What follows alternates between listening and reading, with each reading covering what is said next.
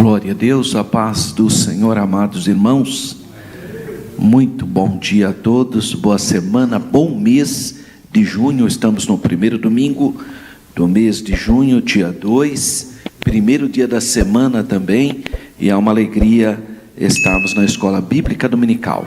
Meus irmãos, vamos pensar um pouquinho nessa lição de número 9, que é a lição Resistindo à Tentação. Esse é a proposta, o tema principal, resistindo à tentação no caminho.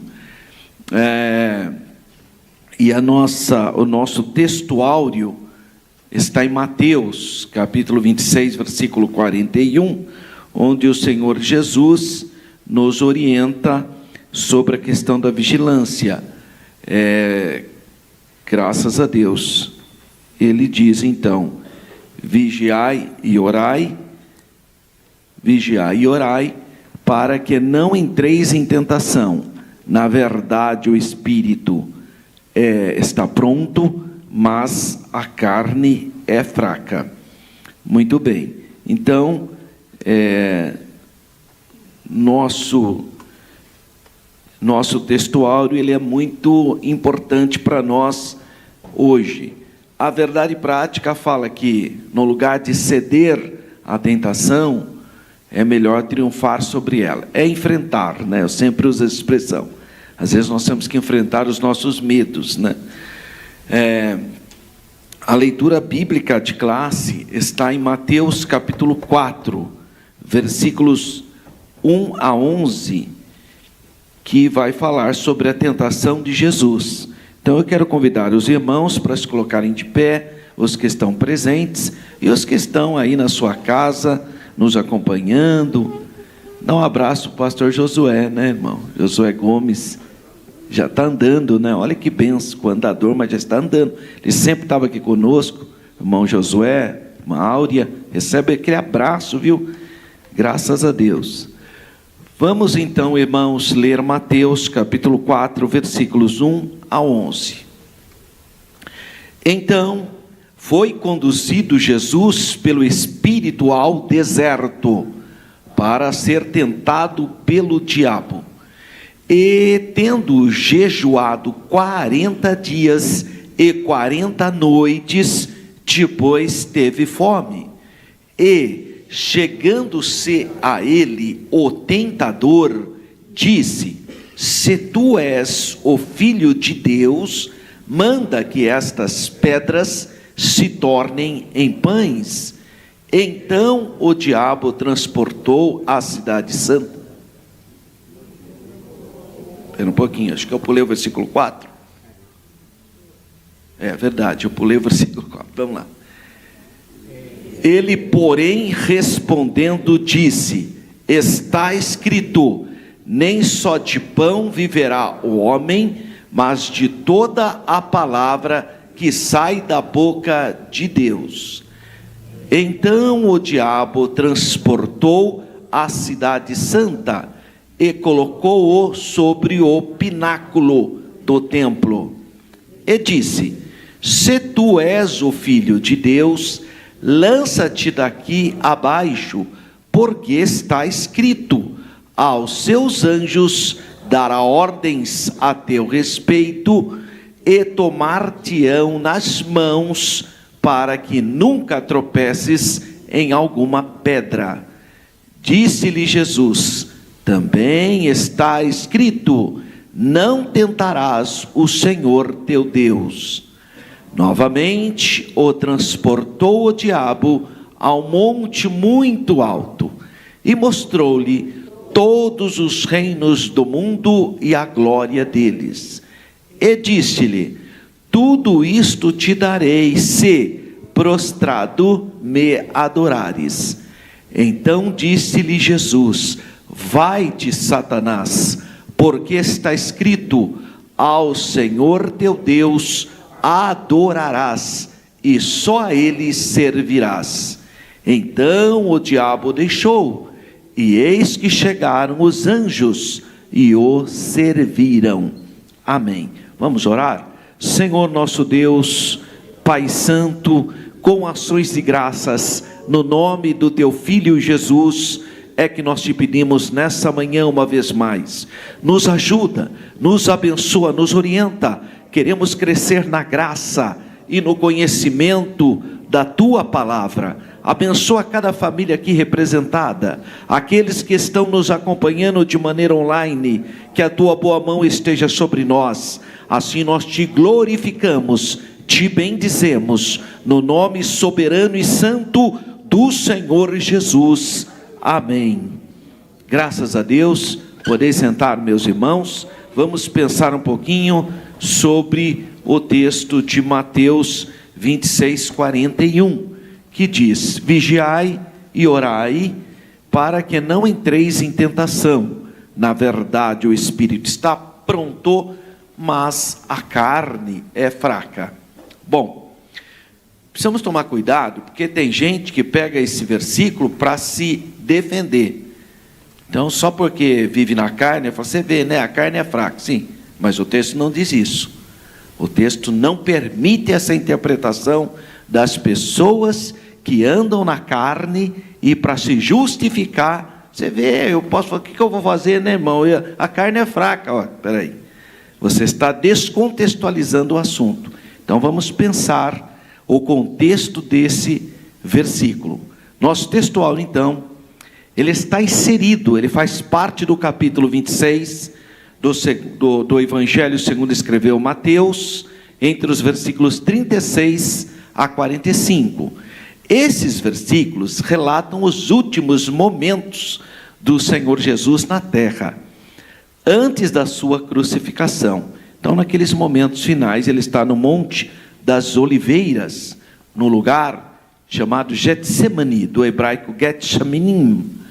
Ele literalmente tem a ver com a prensa de azeite. Monte das Oliveiras em hebraico é Har Zeitim, que é uma montanha de oliveiras, né? E para nós, em português, ficou Monte das Oliveiras, que está em Jerusalém. É a parte frontal da cidade. Então você tem a parte do Monte das Oliveiras, o vale de Sidrom e a muralha de Jerusalém, onde hoje está a porta dourada que dava acesso direto ao templo. Depois, do outro lado do monte, né? Claro que a montanha tem dois lados, do outro lado é onde está no sopé dela, é onde fica a cidade de Betel. Muito bem, aonde morava Lázaro, Betânia, onde morava Lázaro e Maria. Desse monte, então, de frente com a porta principal da cidade, a porta formosa, que ocorre esse episódio. Então eu trouxe aqui uma foto que eu mesmo tirei lá do Jardim das Oliveiras. Essas oliveiras, elas possivelmente são filhotinhos, né? Descendentes daquelas oliveiras da época de Jesus, embora tenha uma aí que tem aproximadamente 2.000 anos, é uma oliveira que ainda dá azeitona. Mas esse é o Jardim das Oliveiras, lá no Monte das Oliveiras, em Jerusalém. Esse monte, ele é chamado das Oliveiras por quê? Porque tinha plantação de oliveiras, né, irmão? E se usava a azeitona para fazer o óleo, para manter o templo de Deus iluminado dia e noite. E em Mateus 26, 41, Jesus fala isso lá naquele local, no Getsemane, no Monte das Oliveiras. Vigiai e orai, para que não entreis em tentação. Na verdade, o espírito está pronto, mas a carne é fraca. A mesma expressão está no Evangelho de Marcos. Lembrando, Mateus, Marcos, Lucas são chamados evangelhos simétricos ou sinópticos.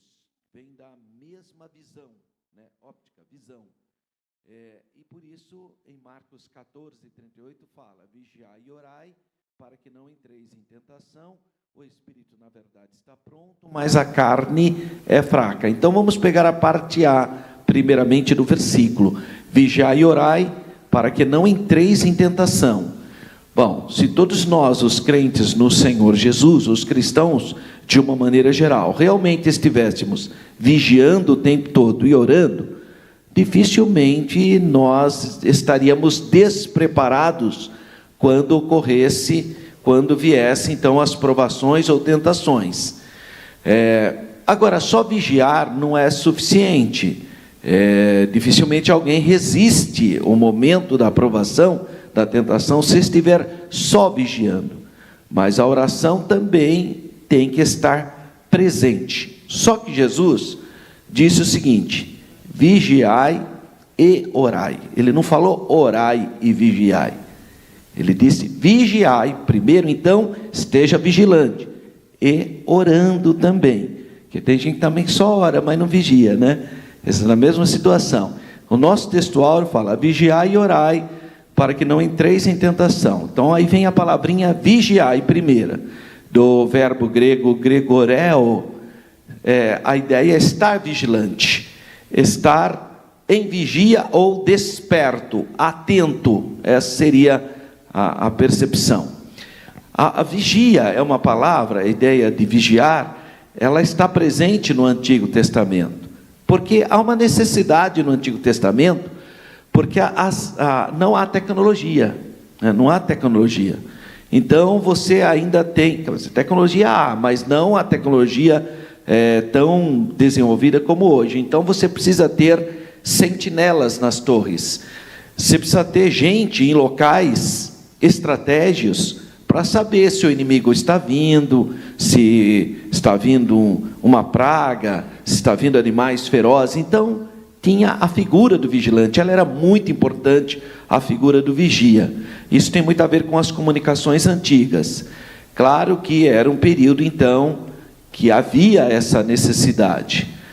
Então, era extremamente relevante que na cidade tivesse alguém sempre vigiando, para que aquelas populações não fossem pegas de surpresa. Basicamente, era vital a figura do vigilante. A figura do vigilante, nas sociedades antigas, é fundamental, porque ela é a que vai proteger a comunidade, que vai dar o aviso do perigo. No mundo antigo, então, a figura de um vigia sempre foi primordial. Claro, porque ele anuncia, né, o perigo iminente, ou algum tipo de aproximação de pessoas ou coisa. Esse exemplo que está aí em 1 Samuel 14, 16, não é de um inimigo. O vigia anuncia um amigo. Quando eles estão em Benjamim, e o exército de Saul rompe a estrutura do exército dos filisteus, que era superior ao exército de Saul, porque os filisteus, na época do rei Saul, eles detinham o segredo do ferro. Então o exército dos filisteus era muito mais forte do que o exército de Israel. Interessante que o exército de filisteus não era maior, mas tinha mais tecnologia. Por isso que ele sempre aparece, até que depois ele desaparece da história. Mas aquele período do rei Saul e do rei Davi é o auge das 5 cidades dos filisteus, ali na faixa de Gaza. Gaza era uma das cidades filisteias, só que os palestinos de hoje não tem nada a ver com aqueles filisteus da época antiga. É o mesmo território, mas não é o mesmo povo. Aquele povo desapareceu, mas tinha Ecrom, Gat, Askelon, Asdod e Gaza, as 5 cidades dos filisteus. Eles formavam uma confederação, uma pentarquia, 5 cidades, e elas tinham o ferro, e por isso mesmo que elas venciam o exército de Israel. Mas o filho de Saul, Jonatas, ele rompeu esse exército, acho que matou uns 20 e poucos homens filisteus, e pegou a água lá, e voltou. Quando ele volta, o vigia que dá, olha, quem é que vem vindo? É o Jonatas com o seu... Então, nesse caso, o vigia identificou amigos. Então, não é só inimigos, né? Porque a gente pensa que o vigia está lá especificamente para identificar o inimigo. Não necessariamente. Em 1 Samuel 14, 16, eles identificam amigos, né? Dessa realidade, assim, também o vigia conseguia observar como que um mensageiro andava, por exemplo. Há casos que ele fala, olha, aquele camarada está andando que nem o filho de Beltrano, tal. Ele identificava pelo jeito da pessoa andar, né? Olha a capacidade dos vigias, né? Dessa realidade, ou seja, da importância fundamental da figura dessa pessoa, desse vigia, surge a linguagem simbólica, então, da nossa realidade espiritual. Então, pensando na figura do vigia, que é uma pessoa saudável, que é uma pessoa que tem essa capacidade de enxergar longe, de enxergar qualidades ou defeitos, para identificar o indivíduo de longe. Então, dessa capacidade dessa pessoa, que era o vigia antigo, a gente traz para hoje, nessa perspectiva espiritual, que nós temos que estar também vigilante, para identificar quem é amigo, quem é inimigo, e etc., né? Por isso ele usa a expressão, vigiai e orai, para que não entreis em provação ou tentação. Então, as mesmíssimas noções de vigilância do Antigo Testamento, nós encontramos também no Novo Testamento, porque na época de Jesus também era necessário ter vigia. Que nós, nesse caso, nós estamos pensando então na necessidade de ter pessoas vigilantes o tempo todo para proteger a comunidade cristã. Portanto, o crente em Jesus tem que estar todo o tempo em vigia e oração. Está vigilante e orando.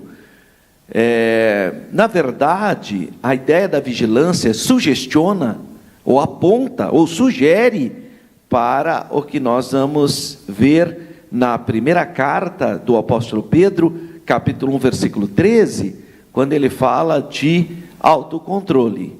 Então diz assim: por isso, cingindo o vosso entendimento, sede sóbrios, e esperai inteiramente na graça, que nos está sendo trazida na revelação de Jesus Cristo. Então, quando ele fala sede sóbrios, ele tenha domínio, ele está falando vigia, esteja vigilante. Então, o termo grego sede sóbrios pode ser entendido como sede vigilantes, ou tenha controle, domínio próprio. E a expressão tentação é a palavra grega peirasmos. Peirasmos tem a ideia de teste, de provação, ou tentação para a prática do mal, ou seja, a sedução. Esse vocábulo pode exprimir outras ideias, mas todas ligadas à prova, a ser provado, a ser testado. Claro que para o mal, né? E para o pecado. É um termo vasto, ele aparece de várias maneiras na Bíblia, porque é ampla a ideia, porque não necessariamente está sendo provado por mal, você pode ser provado também por bem, tá? Então tem essa questão. Então pode ser de elementos morais ou amorais também, que não tenha essa perspectiva. Nesse texto áureo, a palavra tentação pode incluir questões morais e amorais, isto é, tentações para a prática do pecado, mas igualmente testes, períodos difíceis, porque não deixa de ser uma provação. De repente não é bem para uma prática do mal, mas é uma provação, não deixa de ser uma prova, um teste, uma dificuldade. Por que é importante resistir à tentação? Por que eu tenho que resistir? Bom, em primeiro lugar, a tentação, se ela não for dominada, ela destrói a sua fibra moral. Então a pessoa vai perdendo a moral. Daqui a pouco ela já acha que tudo é normal, só porque ela cedeu, né? Então essa é uma tendência humana. Só porque a pessoa não consegue resistir ao pecado, não consegue enfrentar os seus medos, então acho que todo mundo é assim também, aí vira uma coisa, ele perde a sensibilidade moral. Por isso que a gente tem que enfrentar a tentação e não ceder a ela. A resistência às tentações, em suas variadas formas, aumenta então a sua autoridade. Porque é aquela história, você não tem autoridade se você cede àquela situação. É por isso mesmo que a gente, numa comunidade como a cristã, que é conservadora, que vela para uma vida de santidade. Então, quando uma pessoa ela cede a essas circunstâncias, ela perde a autoridade. Por isso que um líder, ele fica numa situação difícil. Quando ocorre uma situação de infidelidade conjugal, por exemplo, esse líder tem muita dificuldade para recuperar a sua autoridade depois. Porque esse é o problema. Se a própria pessoa que vai ensinar não tem essa autoridade, não tem essa graça de Deus, essa comunhão com Deus e essa vigilância, perde a autoridade para ensinar. Essa tem sido a questão, né? Então a resistência às tentações em suas várias formas aumenta o poder do cristão, do crente. No entanto, o crente que cede à tentação destrói suas defesas espirituais. Quer dizer, baixou a arma, vai ser atingido, às vezes nem por aquele dardo especificamente, mas por outros. Então, quando a pessoa é frágil em uma questão moral, ela acaba sofrendo os efeitos disso em outras questões também. Se oferecemos resistência, isso melhora a qualidade moral do nosso ser. Então, quando você enfrenta isso, com a graça de Deus, claro, isso te dá autoridade. Tem um hino na nossa harpa, que é o hino de número 75, que é bastante cantado. Ele diz assim: tentado, não cedas, ceder é pecar, melhor e mais nobre será triunfar. Coragem, ó crente, domina o teu mal ao domínio próprio. Deus pode livrar-te de queda fatal. Esse é um hino, que é o hino de número 75. Em Jesus tens na palma, né? 2. Há uma bem-aventurança, uma expressão de que você é abençoado ou está num estado de felicidade ímpar para quem resiste à tentação. Há uma promessa de Deus, a coroa da vida. Ele fala isso, né, que receberá a coroa da vida. Tiago 1,12. Bem-aventurado o homem que suporta com perseverança a provação, porque depois de ter sido provado, depois de ter sido aprovado, receberá a coroa da vida, que o Senhor prometeu aos que o amam. Então está associado esse texto à coroa da vida, quem é aprovado. Ou seja, para ser aprovado, você tem que ser provado, né, irmãozinho? 3, a vida de santificação conduz à glória. Ora, buscar a face de Deus leva-nos a um processo de santificação. Quem lê a Bíblia, quem estuda a palavra, quem ora, é natural ter forças, porque está num processo de santificação. Porque isso fala várias vezes na Bíblia. O nosso Deus é santo, e nós passamos a desfrutar desse caráter divino, dessa presença divina de santificação, e aí você não tem mais prazer no pecado. As coisas pecaminosas tornam-se para você então algo que você quer se distanciar, afastar. Você não quer ser mais dominado por isso, porque são situações que tornam a pessoa escrava, né, do pecado. Por consequência de uma vida de oração e santificação, recebemos o privilégio então de compartilharmos da natureza de Cristo. 2 Coríntios 3,18. Já não vivo mais eu, mas Cristo vive em mim. Então eu passo a ter a presença de Deus na nossa vida, graças a Deus. 4, você cresce espiritualmente, né? Quando você resiste à tentação e você é aprovado, você cresce. Os testes por si mesmos podem ser experiências que nos ajudam nesse crescimento. Então, às vezes, vem uma luta aí que você se dedica mais a Deus ainda. Fala, estou passando por uma prova, mas então eu vou me dedicar mais, eu vou orar mais, vou ler mais a Bíblia. Então, de repente, os testes ou as provações podem servir para você mesmo, de grande crescimento espiritual, né? Então, isso também nós temos visto. Muitos testes são benéficos para a nossa vida, pois tornamos-nos então mais resistentes às provas, ao pecado, aos desafios, aos medos que existem, né? Porque aumenta a nossa fé, conforme você vai gozar, e você goza mais de comunhão com Deus, claro. A pessoa tem mais prazer nas coisas de Deus. Motivos para manter-se livre e puro. Deus pode livrar-nos dos vícios, tem livrado a gente de vício. Você veja que, no caso da nossa denominação, a Igreja Assembleia de Deus, ela não aceita pessoas com vidas mundanas. Porque tem igreja, irmão, que batiza a pessoa de qualquer jeito. A pessoa chega lá e já batiza a pessoa que está fumando, está bebendo, está vendo de qualquer jeito, batiza.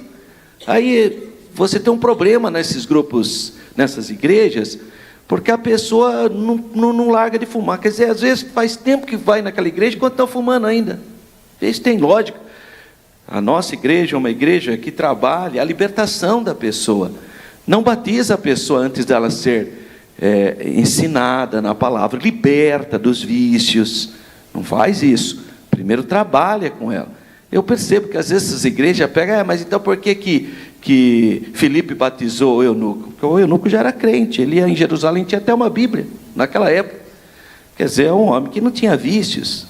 Aí, na verdade, o judeu, ele não tinha vício, é igual um filho de crente que é criado na igreja, ele não tem vício. Por exemplo, desde 7 anos eu estou na igreja. Quando meus pais aceitaram Jesus, eu tinha 7 anos de idade, um pouquinho menos. Então eu nunca fumei, nunca bebi, nunca fui para balada, nada dessas coisas. Nunca tive esse negócio, nunca. Mas por quê? Porque eu já nasci, mas eu precisei aceitar Jesus também, a mesma coisa. Não é que eu era melhor do que os outros, não é isso. Mas eu não tive essa vida, eu não sei o que é cigarro, o que é beber, eu nunca gostei. Mesmo no Natal, mesmo no Natal, se você me der uma taça de champanhe para comemorar o Natal, ou para experimentar um vinho, eu não consigo, eu não gosto.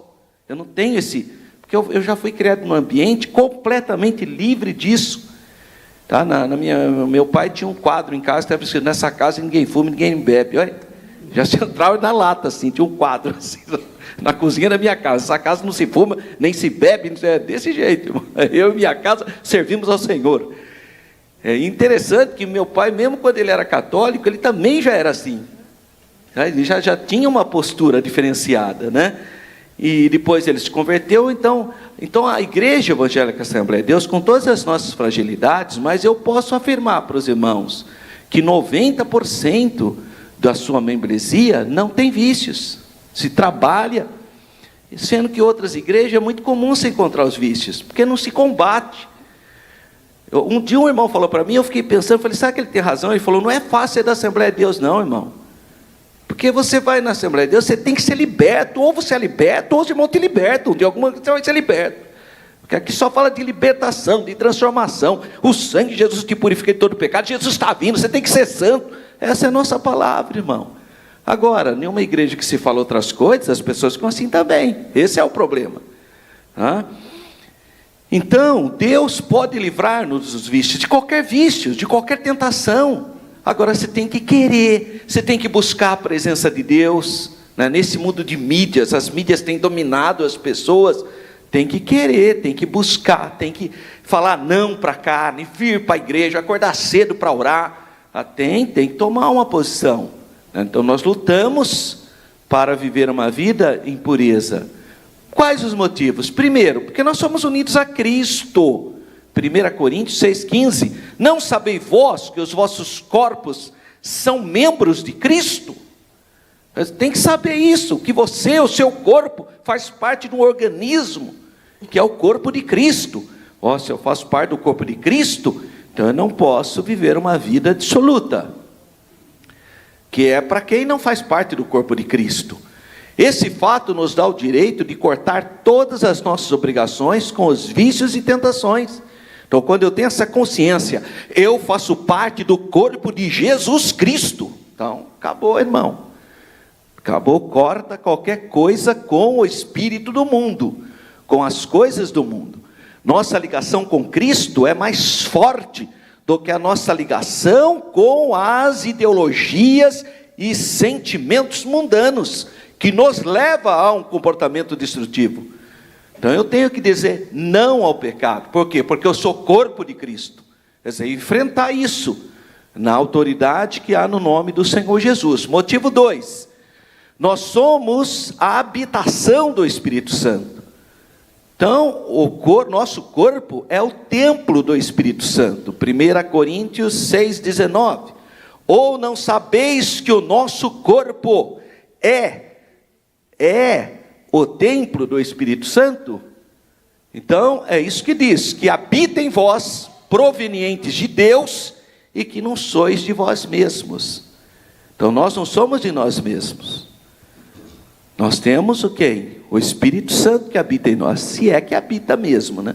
Porque se habita em nós, nós vamos viver de qualquer maneira. Porque se nós somos de fato o templo do Espírito Santo, então o Espírito Santo habita em nós e, portanto, o meu comportamento será regrado, dominado pelo Espírito de Deus. Em termos práticos, isso significa que o Santo dos Santos foi transferido para o nosso corpo, né? Porque não é o local, o Santo dos Santos, que estava a presença, o Shekinah, a presença de Deus. Agora a presença de Deus está em nós, está dentro de nós. Isso é impressionante, né? A presença de Deus dentro da nossa vida. Então, habita em nós. Assim, aquele buraco na alma, aquele vazio que alimenta a tentação, pode ser preenchido pela presença do Espírito Santo. Claro que eu estou falando de maneira simbólica, né? Porque eu estou pensando no Antigo Testamento, mas reproduzindo para nós isso. Então a solidão, a culpabilidade, a inferioridade, a concupiscência, a vergonha, a síndrome da perseguição, essas coisas tudo pode ser substituída pela presença do Espírito Santo. Então isso pode ser substituído, aquele vazio, aquele desespero. Como é substituído? Então aí você tem que agir, entra no seu quarto, porque às vezes a pessoa fica esperando que o pastor pôr a mão na cabeça dele, ele vai ser cheio do Espírito Santo, fica achando que, não, eu vou participar de uma grande festa do círculo de oração, e eu vou ser, pode até acontecer isso, mas você pode também entrar no seu quarto, rasgar o seu coração diante de Deus, e pedir uma mudança para a sua alma, para esse vazio existencial, sabe, esses medos. Pede para Jesus entrar, fala para Jesus, entra na minha vida, assim como o Senhor entrou. Atos capítulo 2, todos foram cheios do Espírito Santo. Eu preciso dessa experiência, para Jesus tirar essa depressão, essa solidão, esse vazio existencial. Então o Senhor Jesus entrará. Agora você tem que pedir, você tem que orar. Agora as pessoas parecem Naamã, qual é a cabeça de Naamã, o general Ciro? Eu vou lá em Israel, já tinha um paradigma. O profeta vai sair, vai pôr a mão na minha cabeça e eu vou ser curado da lepra. Tinha um paradigma. Aí quando o profeta fala, nem recebeu ele, irmão.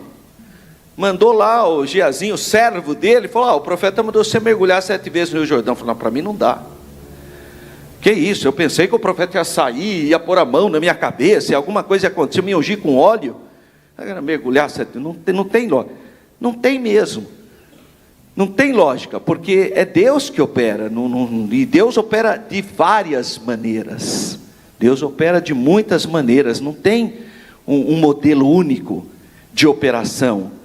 Claro que Deus opera no culto, opera o pastor colocando a mão, ungindo com óleo, tudo isso é bíblico. Mas Deus opera de muitas maneiras. Se ele não tivesse a humildade para mergulhar 7 vezes no Rio Jordão, ele tinha permanecido com a lepra dele. Ainda bem que os seus auxiliares quebraram o paradigma que ele tinha, de achar que o sacerdote tinha que pôr a mão na cabeça dele.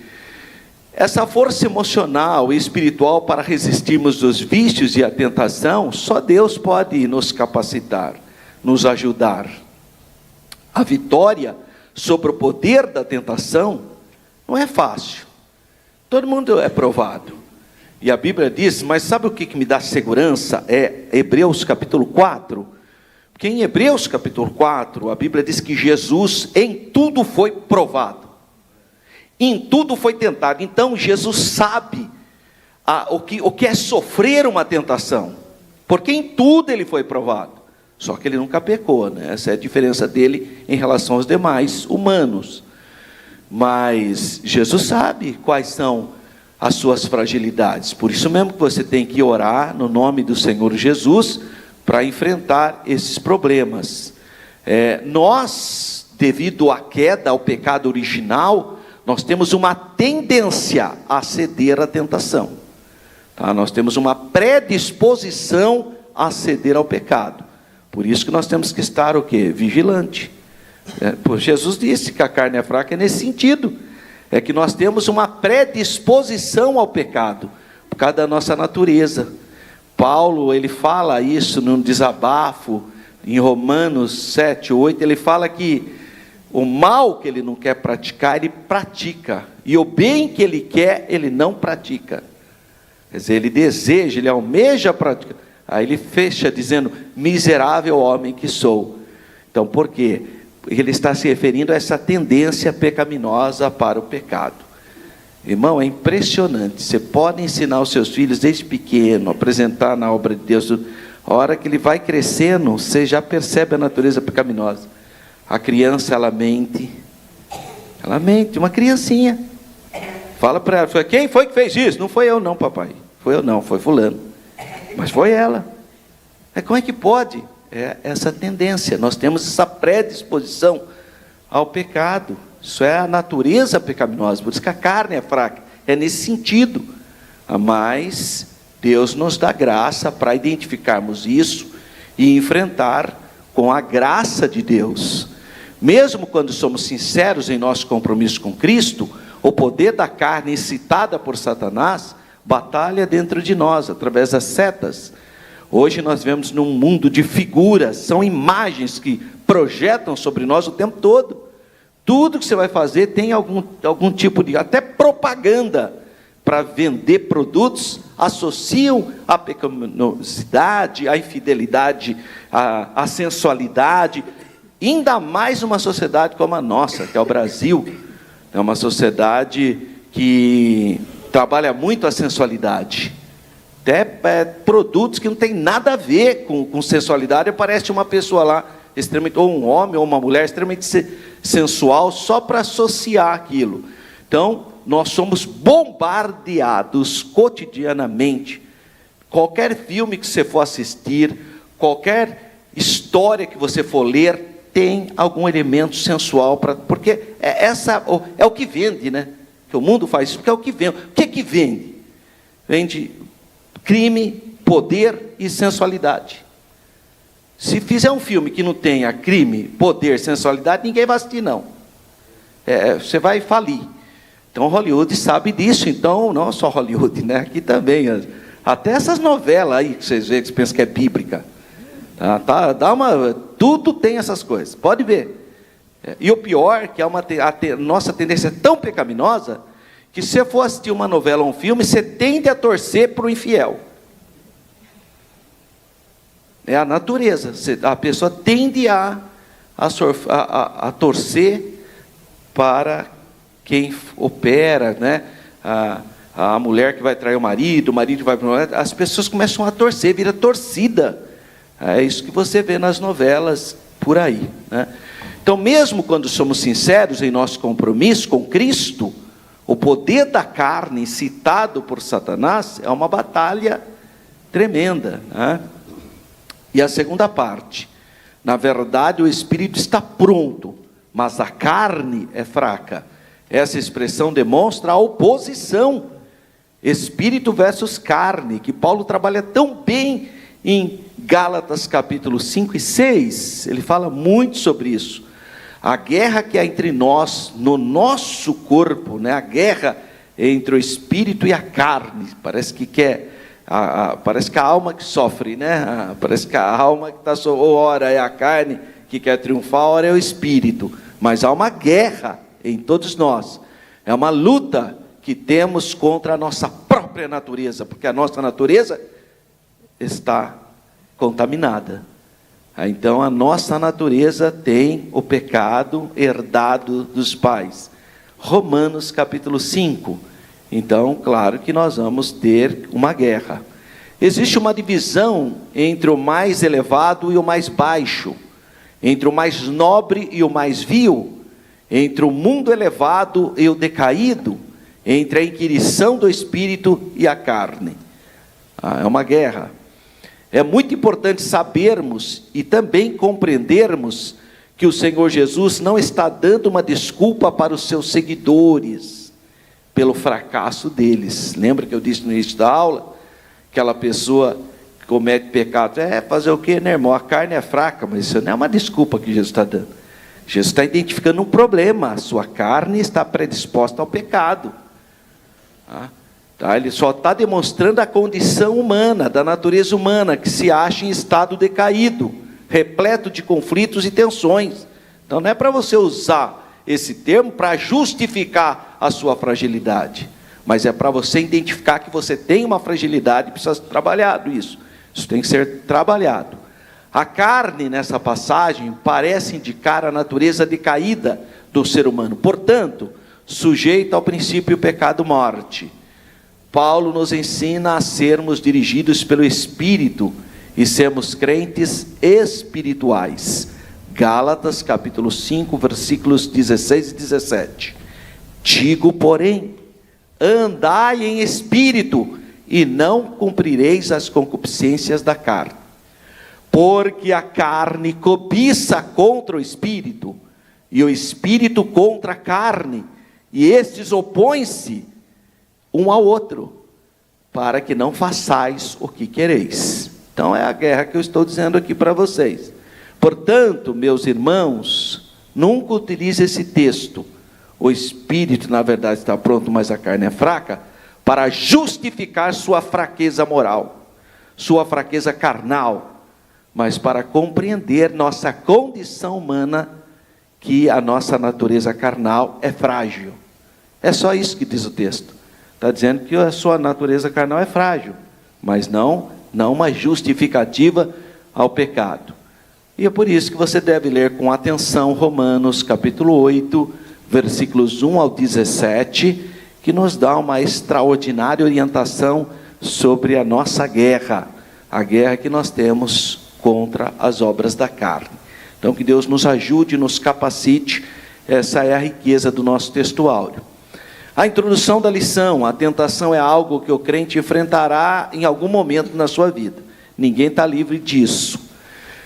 Não por acaso o Senhor Jesus nos ensina a orar de modo que Deus não permita, não deixa que eu caia em tentação, né, mas nos livra do mal.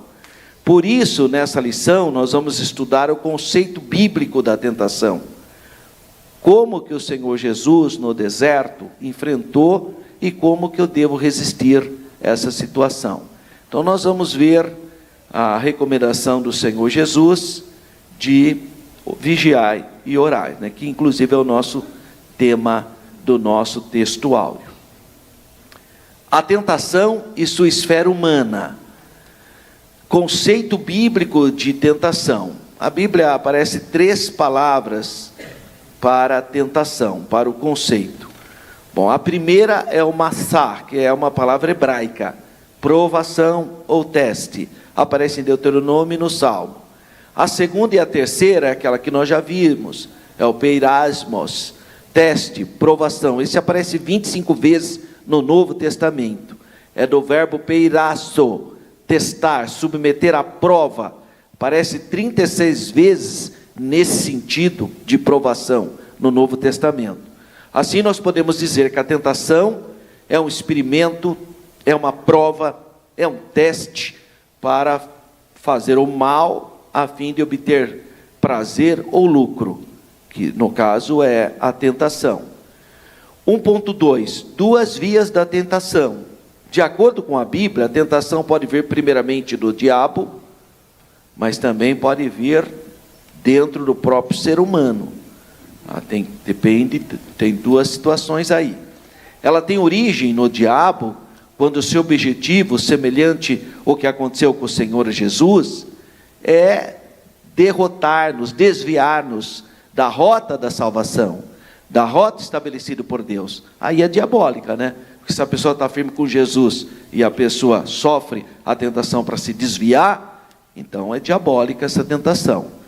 Já que nasce dentro do ser humano, tem a ver com os vícios da alma, quando damos lugar mais à carne do que ao espírito, quando se entrega, o próprio indivíduo cede às paixões carnais e às concupiscências da carne. Ambas as vias da tentação se processam na esfera humana, né? O homem que sofre isso. 1.3, tentação, um fenômeno humano. Tiago 1,13 diz: ninguém sendo tentado, diga de Deus sou tentado, porque Deus não pode ser tentado pelo mal, e a ninguém tenta. Então, essa tentação para desvirtuar a pessoa, não provém de Deus. Não está vendo que é para a pessoa perder a fé e vai falar que isso é de Deus? Claro que não é, né, irmão? Que Deus nos desperta a fé, é o contrário. É verdade que a aprovação que vem da parte de Deus, mas aí é aquela aprovação para o aperfeiçoamento, não para a destruição da pessoa, é para que a pessoa melhore.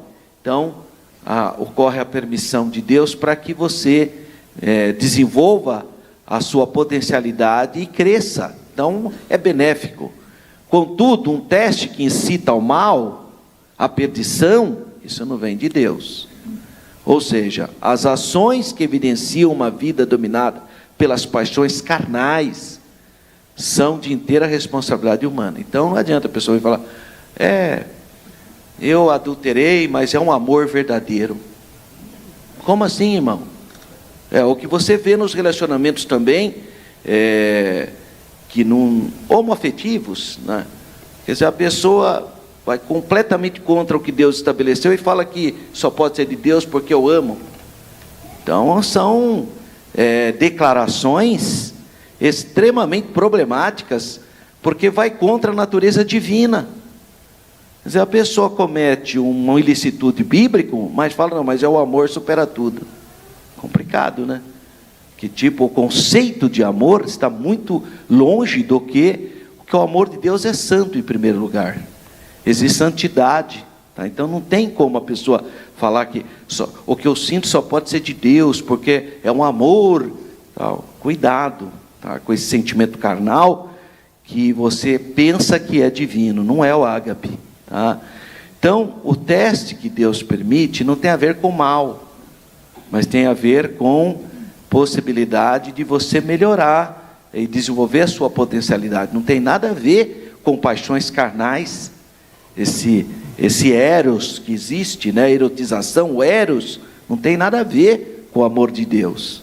Ainda que o inimigo possa nos persuadir a cair em tentação, essa se dá no campo da esfera humana e terrena. Então não tem a ver com questões divinas, mas é completamente humana. E sobre o Senhor Jesus, a experiência que ele tem depois de ter ido jejuar e orar no deserto. Bom, de acordo com o Evangelho de Mateus, após o batismo de Jesus, o Espírito Santo o conduziu ao deserto. Deixa eu explicar uma coisa aqui para os irmãos, que eu percebo que às vezes há algumas confusões doutrinárias. O Senhor Jesus, irmãos, quando ele se fez carne, ele se esvaziou da sua divindade. Então, Filipenses capítulo 2 está dizendo, diz claramente que Jesus não se apegou aos atributos divinos. A sua tradução fala, não teve por usurpação, mas a ideia é, não se apegou aos atributos divinos para vencer Satanás, o pecado e a carne. Em outras palavras, Jesus estava completamente humano aqui na terra.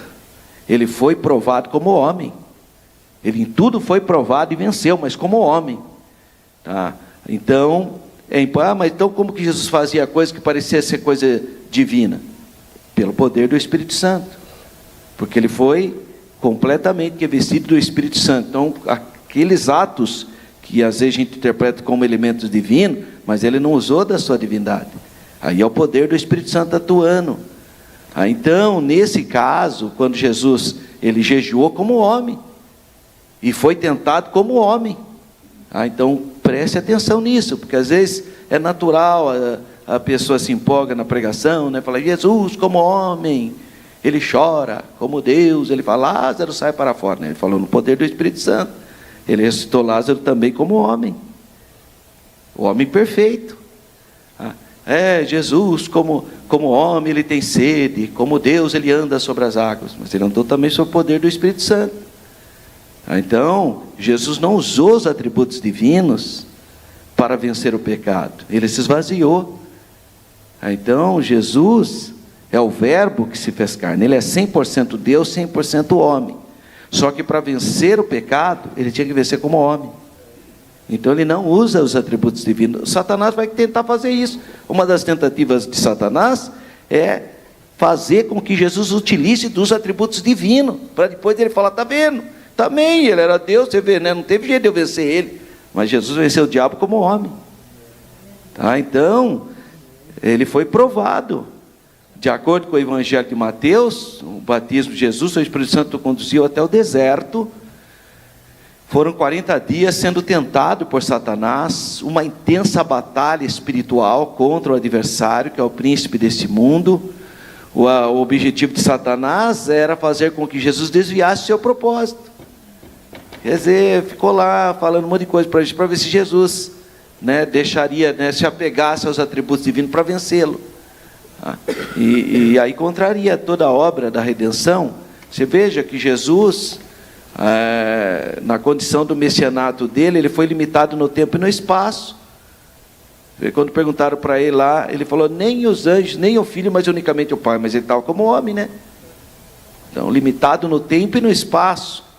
Você vê que depois que Jesus ressuscitou, fizeram a pergunta para ele também, restaurarás tu o reino de Israel? Ele já não falou mais, porém o dia, a hora, ninguém sabe. Ele só fala o seguinte, não vos pertence saber os tempos e estações que o Pai estabeleceu pelo seu próprio poder. Você vê que a linguagem muda, porque ali ele ressuscitou, né? Aí ele volta glorioso. Então por isso houve um ataque intenso do maligno contra o Senhor Jesus, que resistiu. E como que Jesus resistiu?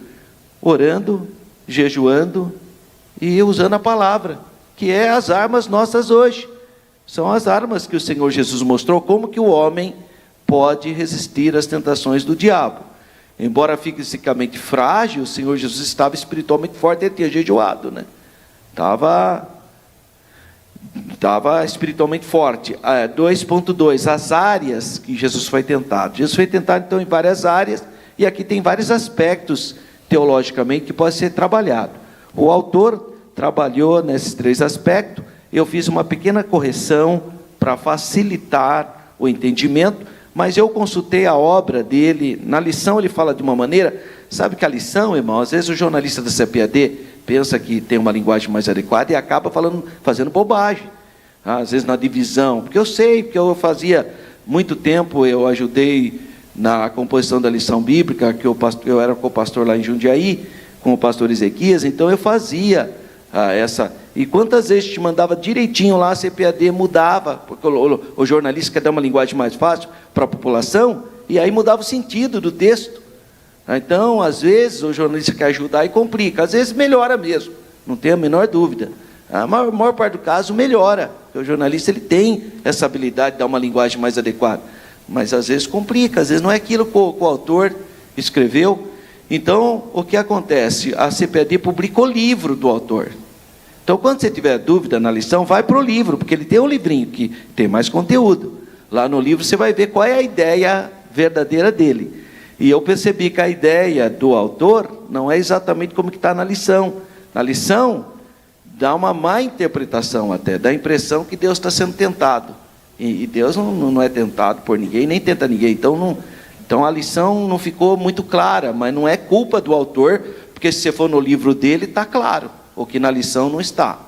Então vamos lá, podemos dizer que Jesus foi tentado em 3 áreas. Na área física, olha lá, a natureza divina. Aí você fala, mas Deus não pode ser tentado por ninguém, como que Jesus foi tentado na natureza divina? Então, por isso que eu preciso explicar, porque não é isso que ele está querendo dizer. O que o autor está querendo dizer? Está querendo dizer que Jesus foi tentado no próprio corpo, foi tentado para usar os atributos divinos, por isso que ele chama isso de natureza divina. Não é que a natureza divina foi tentada, não é isso. É uma tentativa de Satanás fazer Jesus usar a natureza divina contra ele, porque aí Jesus não teria vencido como homem. Tá? Então precisa entender isso aí para não ficar mal explicado aí na sua lição. Na área física, o diabo tentou pedindo que transformasse pedras em pães. Ele estava com fome, 40 dias de jejum, e então ele fez essa provocação. Na área divina, aí é o que eu mudei, né? Pode ver aí que está diferente da sua lição. Olha como eu escrevi, ó. Na área divina, o diabo queria que Jesus não o vencesse como homem, mas que utilizasse de sua natureza. Mas acontece que Filipenses 2, Jesus tinha o quê? Não ia vencer se apegando à natureza divina. Tá? Então o diabo tentou fazer com que Jesus apegasse aos atributos divinos. E na área da natureza divina, o diabo pediu que ele se atirasse no pináculo do templo, pois os anjos dariam ordem, né? Então ele pediu, bastava ele dar uma ordem para os anjos, né? Ou seja, invocar a natureza divina. E na área espiritual, o diabo tenta o Senhor, desafiando a evitar o caminho da cruz, para estabelecer um reino pela força, o que seria prontamente aceita pelo povo judeu, porque o povo judeu não aceitou Jesus por causa disso. Eles queriam um rei material. Só que Jesus é o rei que perdoa pecado, é uma perspectiva espiritual, é o Messias sofredor, não é o Messias vencedor, para aquele momento. Então, é nessas três áreas. Agora, claro que isso é apenas uma visão teológica, existem outras interpretações, né? Mas a gente respeita aqui a que o autor trabalhou. Assim podemos dizer que o nosso Senhor foi tentado na área física com as necessidades humanas, em sua natureza divina, com a ideia de ostentar seus divinos atributos em público, porque se ele fizesse ali, todo mundo ia crer nele. Por muito menos já creram quando Jesus transformou pão, quando multiplicou pães e peixes, ou quando ele transformou água em vinho, já criou aquele climão, né? De o Messias tal. Então, se Jesus tomasse alguma atitude ali, mas ele não se apegou aos atributos divinos. Por isso que ele fala em sua natureza divina, com a ideia de ostentar seus divinos atributos ao público, e na espiritual, no sentido de idolatrar outro ser. Então, eu dei uma arrumada aí no texto, que parece que, se você lendo rapidamente o texto, você pode ter uma outra interpretação. E eu entendi que eu precisava dar uma arrumadinha, porque no livro do autor, ele trabalha direitinho, né? Parece que foi na lição que deu essa dupla interpretação. 2.3. E como que o Senhor Jesus vence a tentação? Pela palavra. Ele venceu Satanás pela Bíblia. Eu trabalhei muito com seitas religiosas. As seitas religiosas também a gente vence pela Bíblia. É pela palavra que você vence. Não precisa ir muito longe, é só usar a Bíblia. Que as pessoas, as seitas religiosas, elas pensam, elas tentam às vezes usar a Bíblia, mas fora do contexto, que nem Satanás fez. Ou então inventando coisa. É cheio de misticismo, sentimentalismo, e outras coisas mais. Então você precisa ter a graça de Deus de conhecer a Bíblia para ficar com o que a Bíblia fala, não com as experiências pessoais. Irmão, eu já vi tanta gente que vinha falar para mim de experiencialismo. Uma pessoa uma vez chegou para mim e falou: olha, tinha uma vez um homem que ele queria aceitar Jesus, e não sabia como fazia. Então ele começou a orar. Aí um dia ele ia na congregação cristã, outro dia ia na Assembleia de Deus, para buscar a direção. Olha só o que ele falou isso para mim, teve coragem de falar isso para mim, eu ouvindo. Aí, irmão, sabe o que ele fez? Um dia ele abaixou a cabeça e foi orando, foi parar num centro espírita. Só que os demônios não desciam de jeito nenhum. Aí, os espíritos. Aí, finalmente, desceu um espírito lá, aí ele perguntou: o que aquele espírito estava fazendo? Ele falou: eu estava batizando os crentes lá na Assembleia de Deus. Aí ele foi para Cristã do Brasil, porque lá é o caminho. Falei: então pela primeira vez Satanás ganhou uma alma para Jesus, né? Porque se ele estava procurando o caminho para ser. Aí o cara ficou branco, né? Ele ficou pasmo que eu falei. Nossa, eu nunca vi essa interpretação. Eu falei: mas eu estou te dando. Eu nunca li na Bíblia que Satanás ganhou uma alma. Aqui ele ganhou, né? Porque segundo você, ele foi lá para a sua igreja, você pensa que ela é o caminho. Irmão, claro que não são todos os crentes da congregação que pensam assim, irmão, é óbvio. Mas tem um grupo que acha que para ser salvo tem que ser daquela denominação. É uma fraqueza moral e espiritual assustadora. Só porque tem uns costuminhos diferentes, acha que está no outro nível espiritual. Falei: quer dizer então que a pessoa... Falei: para de falar essa bobagem, porque dá a impressão que foi através de uma mentira de Satanás. Eu falei: aliás, se eu quisesse te complicar, eu te complicaria aqui agora, em João, quando Jesus fala que Satanás é o pai da mentira. Então, se ele falou que ele estava batizando lá, cuidado que pode ser o contrário, hein? Aí ele ficou mais chocado ainda. Irmão, quando você conhece a Bíblia, você tem resposta para seitas, para as ideologias, para o pecado. Você tem autoridade, você tem conhecimento, irmão. A outra disse que estava no ponto de ônibus, e uma criança, estava um homem terrivelmente endemoniado na cadeia.